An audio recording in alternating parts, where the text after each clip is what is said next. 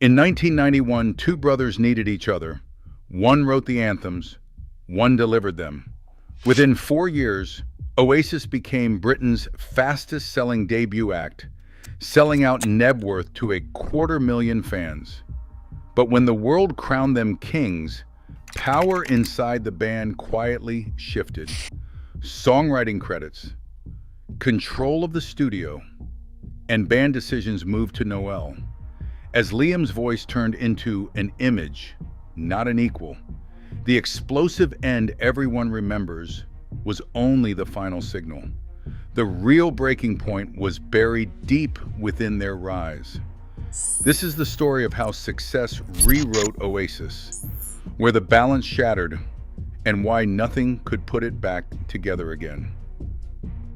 Manchester, 1991. Oasis took shape in a cramped rehearsal room above a boardwalk shop built from the remains of a band called The Rain.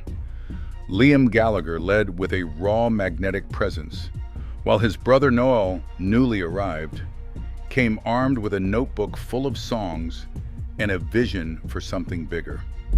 The lineup, Liam on vocals, Noel on guitar, Paul Bonehead Arthurs, Paul Gigsy McGuigan, and Tony McCarroll shared more than just music. They shared the same working-class grit and hunger to escape their surroundings. Early on, decisions belonged to everyone, and that created a sense of balance. Set lists were argued over in the van, with Liam pushing for covers and Noel refining original tracks. Club gigs in 1993 saw the band squeezed onto tiny stages, each member responsible for their own gear, their own voice in every choice. Road crew and friends recall the group as a single unit, united by the urgency of making something out of nothing. There was no hierarchy, just a band moving as one. This balance powered their debut. In August 1994, Definitely Maybe landed at #1, selling over 100,000 copies in its first day and eventually topping 8 million worldwide. The album credits reflected this spirit. Noel's songs, but production listed as a collective effort. Interviews from the time caught both brothers trading barbs, but always circling back to the same point. One brought the songs, the other brought them to life. For Oasis, partnership wasn't just an idea, it was the engine that made everything possible. The recording of What's the Story, Morning Glory, in May 1995, set a new pace for Oasis. Over just 15 days at Rockfield Studios, the band tracked almost a song a day, chasing the momentum of their debut. But behind the rush, something fundamental was shifting. Every track on the album carried Noel Gallagher's name as sole songwriter. The publishing credits printed in stark type on the sleeve quietly rerouted the band's future earnings and creative direction toward one person. While Liam's voice still defined the band's sound, the business of Oasis was tilting. Outside the studio, the scale of their success was impossible to ignore. When tickets for Nebworth Park went on sale in August 1996, 250,000 sold out in under a day. More than 2 million people tried to buy them, nearly 1 in 30 Britons. The numbers dwarfed anything the band had imagined back in Manchester. Suddenly, every decision, set lists, interviews, even the order of songs ran through Noel. The rest of the group, once equals in the van, found themselves following a new order. The credits and the crowds proved it. Oasis was no longer a democracy. Noel's control over the songs meant control over everything else. Yet for now, Liam's presence on stage kept the old energy alive.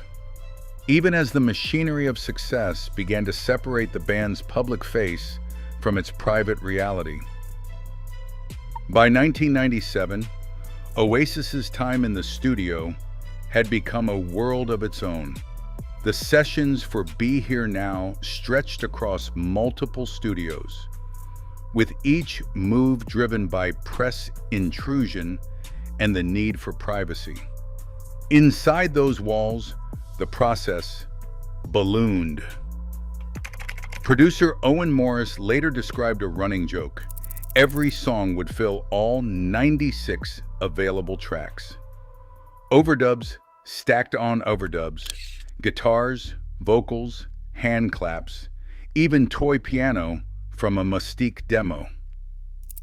One Day Alone saw a 72-piece orchestra recorded in a single marathon session at Air Studios, a scale that dwarfed anything from their earlier records. Noel Gallagher called the shots. If a part needed changing, it was changed. If a new idea struck, it went straight onto tape, regardless of the hour or the band's exhaustion. Owen Morris remembered the shift well. What started as a group chasing immediacy had become a campaign to layer every possible sound. While the rest of the band played their parts, the final say on every detail rested with Noel. The studio, once a place for shared invention, now ran on his decisions and his vision alone. In 1999, the foundation of Oasis cracked as two original members left in quick succession. Paul Bonehead Arthurs and Paul Gigsy McGuigan, both present since the earliest days, announced their departures within months of each other. Press statements described exhaustion and the grind of touring, but interviews later revealed something deeper. Bonehead said he felt like an employee rather than a partner. The replacements, Jem Archer and Andy Bell, were brought in with little fanfare. Their hiring was handled directly by Noel, who made final decisions on both personnel and creative direction. New faces slotted into roles, but the band's identity no longer rested on shared history. The music reflected this shift. By the early 2000s, Oasis set lists became a showcase for Noel Gallagher's songwriting. Nearly every song performed on tour carried his name in the credits. The collaborative spirit that once defined the band was replaced by a repertoire dominated by a single voice. What had started as a group built on mutual need now operated as a workforce, with roles assigned and replaced at the discretion of the leader. Publicly, Oasis remained a band, but behind the scenes, the machinery ran on hierarchy, not partnership. Paris, August 28, 2009. Hours before their scheduled set at Rock en Seine, the Gallagher brothers clashed backstage. The argument escalated fast. Liam smashed one of Noel's guitars, then swung another at his brother, missing by inches. Crew members, already accustomed to years of tension, watched as the confrontation crossed a line they knew could not be uncrossed. Noel walked out, leaving the festival without a headliner and the band without its songwriter. The official statement arrived that night. The level of verbal and violent intimidation towards me, my family, my friends and comrades has become intolerable. I've had enough. Rumors spread, but the facts were plain. The tour was canceled and Oasis was finished. Those closest to the band confirmed what insiders had seen coming for years. The public brawl was only the final act in a collapse that had played out long before. The Paris fight did not break Oasis. It exposed, in front of the world, that the band had already fractured beyond repair. Noel Gallagher moved quickly after the split, launching Noel Gallagher's High Flying Birds in 2011. The debut album went straight to #1 in the UK, setting a pattern of total control. Every lyric, every tour decision, every sound filtered through him. By 2023, 4 studio albums carried his stamp, echoing the authority he wielded in Oasis's final years, now without challenge.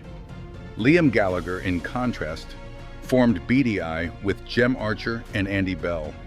Their 2 albums, released between 2011 and 2013, tried to recapture old momentum but never escaped Noel's shadow.